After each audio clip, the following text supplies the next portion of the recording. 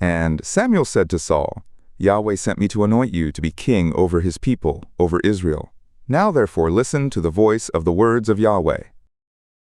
Thus says Yahweh of hosts, I have remembered that which Amalek did to Israel, how he set himself against him in the way, when he came up out of Egypt.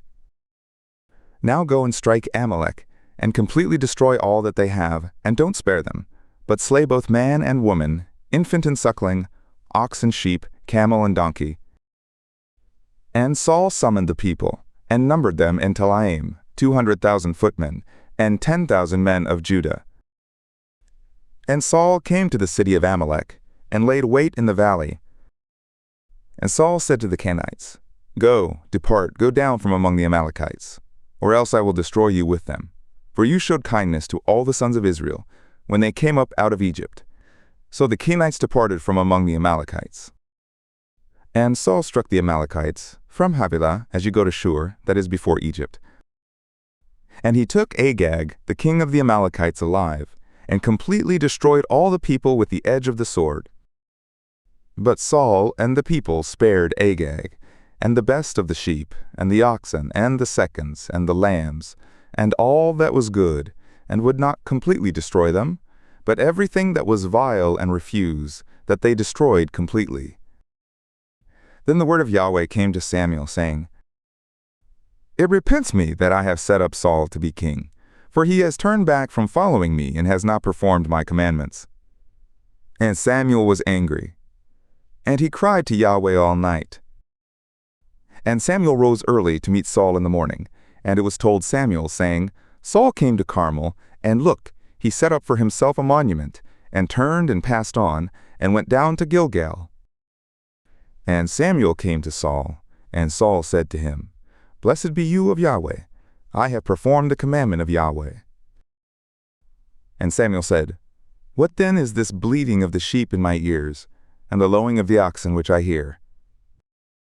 And Saul said, They have brought them from the Amalekites, for the people spared the best of the sheep and of the oxen, to sacrifice to Yahweh your God, and the rest we have completely destroyed. Then Samuel said to Saul, Wait, and I will tell you what Yahweh has said to me this night. And he said to him, Say on. And Samuel said, Though you were little in your own sight, weren't you made the head of the tribes of Israel? And Yahweh anointed you king over Israel. And Yahweh sent you on a journey, and said, Go, and completely destroy the sinners, the Amalekites, and fight against them until they be consumed. Why then didn't you obey the voice of Yahweh, but flew on the spoil, and did that which was evil in the sight of Yahweh? And Saul said to Samuel, Yes, I have obeyed the voice of Yahweh, and have gone the way which Yahweh sent me, and have brought Agag the king of Amalek, and have completely destroyed the Amalekites. But the people took of the spoil sheep and oxen, the chief of the devoted things, to sacrifice to Yahweh your God in Gilgal. And Samuel said, Does Yahweh have as great delight in burnt offerings and sacrifices as in obeying the voice of Yahweh? Look, to obey is better than sacrifice, and to listen than the fat of rams. For rebellion is as the sin of fortune-telling, and stubbornness is as idolatry and talismans. Because you have rejected the word of Yahweh, he has also rejected you from being king. And Saul said to Samuel, I have sinned, for I have transgressed the mouth of Yahweh and your words, because I feared the people and obeyed their voice. Now therefore I pray you, pardon my sin, and turn again with me, that I may worship Yahweh. And Samuel said to Saul, I will not return with you, for you have rejected the word of Yahweh, and Yahweh has rejected you from being king over Israel. And as Samuel turned about to go away, Saul laid hold on the skirt of his robe, and it rent. And Samuel said to him, Yahweh has rent the kingdom of Israel from you this day, and has given it to your fellow man who is better than you. And also the strength of Israel will not lie nor repent, for he is not man that he should repent. Then he said, I have sinned, yet honor me now, I pray you, before the elders of my people and before Israel, and turn again with me, that I may worship Yahweh your God. So Samuel turned again after Saul, and Saul worshipped Yahweh. Then Samuel said, Bring here to me Agag, the king of the Amalekites.